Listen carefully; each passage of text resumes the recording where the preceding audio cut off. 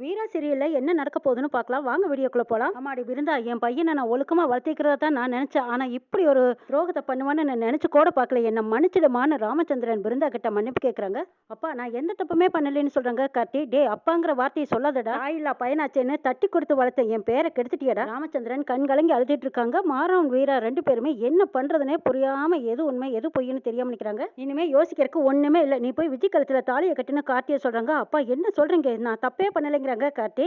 இப்ப நீ போய் தாலி கட்டலைன்னா நாளைக்கு உங்க அப்பா ராமச்சந்திரன் செத்துட்டான்னு எல்லாரும் போஸ்ட் ஒட்ட வேண்டியதா இருக்கும், பரவாயில்லையான்னு கேக்குறாங்க. நீ என்னை மன்னிச்சுட்டு ராமச்சந்திரன் கேட்கவும், ஐயோ மாமா நீங்க அப்படி எல்லாம் சொல்லாதீங்க, நீங்க என்னை நம்புறீங்களா, எனக்கு அது போதும் மாமான்னு கையெடுத்து கும்பிடுறாங்க. விஜய் கார்த்தி, விஜய் பாருடா, அவ ஊர்ல பாதுகாப்பு இல்லைன்னு தானே நம்மள நம்பி வந்தா, அவளை இப்படி கலங்கப்படுத்திட்டேச்சு, நீ எல்லாம் ஒரு ஆளா அப்படின்னு கேக்குறாங்க. வள்ளி, நீயுமா என்னை நம்பலைன்னு கேக்குறாங்க. கார்த்தி, நீயே என்ன மன்னிச்சுடு அப்படின்னு வள்ளி கேட்கவும், ஐயோ சித்தி நீங்க இப்படி எல்லாம் சொல்லாதீங்க, அவர் ஒருத்தர் செஞ்ச தப்புக்கு நீங்க எல்லாம் எதுக்காக என்கிட்ட மன்னிப்பு கேக்குறீங்க, அவர் இருந்த நிலைமை தெரியாம அவர் ரூமுக்கு போனது தான் தப்பு. பிருந்தா என் தங்கச்சி மாதிரி அவ வாழ்க்கையை பறிச்ச மாதிரி ஆயிடுச்சு. பிருந்தா என்ன மன்னிச்சிடு அப்படின்னு காலை பிடிச்சு கெஞ்ச போறாங்க. விஜய், அக்கா நான் ஏற்கனவே நொந்து போயிருக்கேன், நீங்க வேற ஏக்கா இப்படி எல்லாம் பண்றீங்கன்னு சொல்றாங்க. அம்மா நீங்களும் என்னை மன்னிச்சிடுங்கன்னு லட்சுமி அம்மா கிட்ட மன்னிப்பு கேட்கறாங்க. விஜய், எவ்வளவு ஆசை எவ்வளவு கனவு, அவங்களுக்கு கட்டி வைக்கலான்னு ஆசையா இருந்திருப்பீங்க, அந்த ஆசையில நான் மண்ணள்ளி போட்டுட்டேனேன்னு அழுகுறாங்க. விஜய், விஜய் நீ அழுகாத, நீ என் பொண்ணு மாதிரி தான். இப்படி ஒண்ணு நடந்ததுக்கு அப்புறம் உன்னை துரத்தி விட்டுட்டு என் பொண்ணு மனமாடியில உட்கார வைக்கிற அளவுக்கு நான் மனசாட்சி இல்லாதவ கிடையாது. இது உன்னோட வாழ்க்கை, நீ இந்த கல்யாணத்தை ஏத்துக்கோன்னு லட்சுமி அம்மா சொன்னதும் விஜய் போய் அலங்காரம் பண்ணிக்கிட்டு வந்து மனமேடையில கார்த்திகை பக்கத்துல உட்காந்துருக்காங்க. கார்த்தி வேண்டா வெறுப்பா விஜய் பக்கத்துல உட்காந்துருக்காங்க. விஜய் சந்தோஷமா இந்த தாலியை கட்டுவாங்களான்னு எதிர்பார்த்துட்டு இருக்காங்க.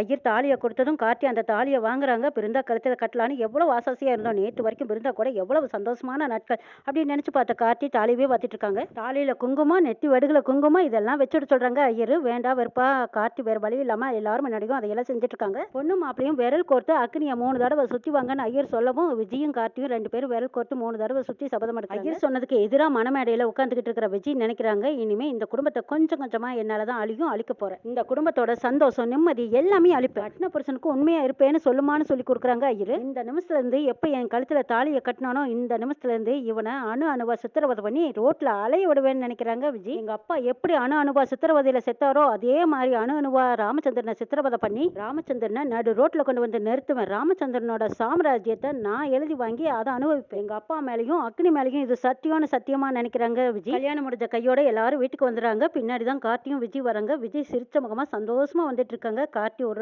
கோவமா வராங்க. வீட்டுக்கு வந்ததும் கண்மணி வெளியிலேயே நிக்க சொல்லி ஆரத்தி எடுத்துட்டு வர போறாங்க. அடியில அரிசி வச்சு ஆரத்தி சுத்திக்கிட்டு இருக்காங்க. கண்மணி விஜய்க்கு ஆரத்தி சந்தோஷமா எடுத்து, இங்க பாரு கல்யாணம் வேணா முறையில்லாம நடந்திருக்கலாம், ஆனா இந்த வீட்டுக்கு வரப்போற பொண்ணு முறையோட வரணும். விஜய் வலது காலால அரிசி படி தட்டி விட்டுட்டு உள்ள போன்னு சொல்றாங்க. கல்யாண மண்டபத்துல நடந்ததை கார்த்தி நினைச்சு பார்த்துட்டே இருக்காங்க. விஜய் அநியாயமா பழி சொல்லியிருக்கா அப்படிங்கறத புரிஞ்சுக்கிட்டாங்க. அப்பதான் விஜய் கார்த்தியோட கையை பிடிச்சிட்டு சிரிச்சுக்கிட்டு உள்ள கூப்பிடுறாங்க. பட்ட மாதிரி கார்த்தி அவ்வளவு கோவப்படுறாங்க. அவங்க காலாலேயே அரிசி படியை தட்டி விடுறாங்க. போனதும் அந்த பக்கம் போய் விழுகுது. மச்சா இது கல்யாணம் முடிஞ்சா செய்யற சடங்கு தானே, நீங்க இவ்வளவு கோவப்படுறீங்கன்னு விஜய் வந்து கேட்கறாங்க. முறையை பத்தி நீ பேசுறியா, நீ பக்கத்துல நின்னா அப்படியே நெருப்புல நிக்கிற மாதிரி இருக்கு தெரியுமா, இந்த மாதிரி ஒரு கேவலமான பிள்ளைய நான் பார்த்ததே இல்லைங்கிறாங்க. கார்த்தி பாராட்ட யாரும் எதுவும் பேசாதீங்க, என் குடும்ப கல்யாண மண்டபத்துல தலை குனிஞ்சு நின்னதுனாலதான் நான் இவ கழுத்துல தாலி கட்ட வேண்டியதா போச்சு, ஆனா இப்ப என்கிட்ட யாரும் இதை பத்தி எதுவும் பேசக்கூடாதுன்னு சொல்லிடுறாங்க. மரியாதையே எதில் நிக்காத, வெளியில போங்கிறாங்க. கார்த்தி, ஐயோ மச்சான் இப்படி எல்லாம் பேசாதீங்க, ஊரறிய என்னை தொட்டு தாலி கட்டணும்னு நீங்க புருஷன் உன் கழுத்துல இருந்தா தானே தாலி, இது அறுத்தறியறோம் அப்படின்னு சொல்லிட்டு அதை அக்கறைக்கு போறாங்க. கார்த்தி ஓங்கி ஒரு அறை வைக்கிறாங்க. ராமச்சந்திரன் காரியம் பண்ணிட்டு இருக்கேன்னு கேட்கறாங்க. இப்ப தாலி அக்க பாக்குறீங்களா, நானும் ஊர்ல மான மரியாதையோட வாழ்ந்திருப்பேன்ல, என்ன இங்க வாழ வைக்கிறேன்னு கூட்டிட்டு வந்துட்டு நீங்க இப்படி எல்லாம் என்ன சேர்த்து போட்டு தாலி அறுத்து வெளியே முடுக்கிறேன்னு சொல்றீங்க, எனக்கு கேட்கறக்கு ஆளிலே நினைச்சீங்களா மச்சான், ஏய் அழுது நடிக்காதீங்கிறாங்க. கார்த்தி எது நான் அழுது நடிக்கிறேன், நான் போதையில பண்ணக்கூடாதெல்லாம் பண்ணி போட்டு இப்படி எல்லாம் பேசுறீங்களாங்கிறாங்க.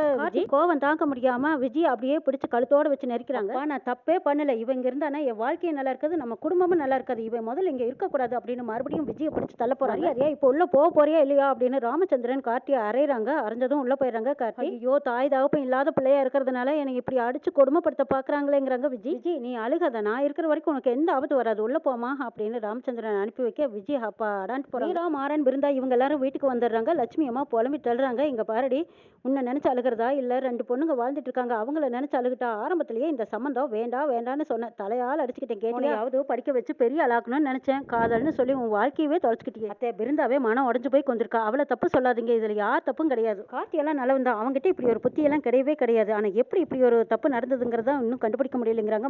ஊர் ஜனங்கள்லாம் என்ன பேசுவாங்க, 3 பொண்ணுங்களையும் ஒரே இடத்துல கட்டி கொடுக்க ஆசைப்பட்டா இப்ப 3வது பொண்ணோட வாழ்க்கையை தொலைச்சிட்டானல்ல பேசுவாங்க. நீ பொண்ணுக்காக சப்போர்ட் பண்ணி பேசுவேனா இல்ல ஊர் ஜனம் பேசுறாங்களேன்னு நானும் பேசுவேனா, என்ன பண்றதுன்னு தெரியல, நீ தாண்டி சொன்ன 3 பேரும் ஒரே வீட்டுல சந்தோஷமா இருக்கேன்னு நீ சொன்னதுனால தானே நானும் சம்மதிச்சேன்னு அழுகுறாங்க.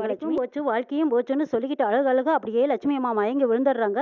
மாறன் ஓடி போய் தண்ணியை கொண்டு வந்து தெளிச்சு அதுக்கப்புறம் லட்சுமி அம்மா நினைவுக்கு வராங்க. இங்க விஜய் ரொம்ப சந்தோஷமா இருக்காங்க. அடடே பட்டணத்துக்காரனாச்சே, கையே சோளத்தட்டு மாதிரி பொசுக்குன்னு இருக்குன்னு நினைச்சேன். என் புருஷன் எங்க மேல கையை வைக்கும்போது தான் தெரிஞ்சது என் புருஷன் பலசாலி தான். விட்டிருந்தா கையால நெரிச்சே கொண்டு இருப்பான் போல இருக்கு. விஜய் கார்த்தி கட்டின தாலியை கையில பிடிச்சுக்கிட்டு, கார்த்தி மச்சான் என் கழுத்தை நெருக்கி வந்தீங்கல்ல, என் கழுத்துக்கு 15 பவுன் தங்கச்சங்கிலி போட்டா எப்படி இருக்கும்? கூடிய சீக்கிரம் மச்சான் தங்கச்சங்கிலி வாங்கி என் கழுத்துக்கு போட்டு அழகு பார்க்க போறாங்க.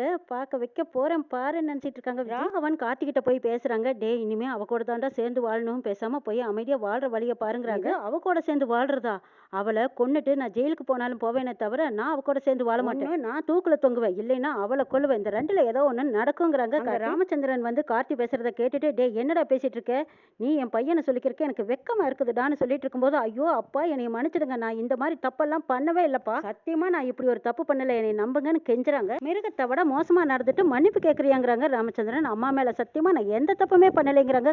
அசிங்கத்தை பண்ணிட்டு செத்து போன அம்மா மேல சத்தியம் பண்றியா? இதுல கடவுள் வேற சாட்சி கூப்பிடுறியாடா? உன்னோட வாழ்க்கை அந்த விஜயை ஏத்துக்கிட்டு வாழ வழியை பாருங்கிறாங்க. நான் சொல்றத நம்புங்கன்னு சொல்லிட்டு இருக்கும்போது கார்த்திக்கும் விஜய்க்கும் அங்க சாந்தி முகூர்த்தத்துக்கு ஏற்பாடு பண்ணிட்டு இருக்காங்க. என்னெல்லாம் நடக்குதுன்னு அடுத்த எபிசோட்ல பார்க்கலாம்.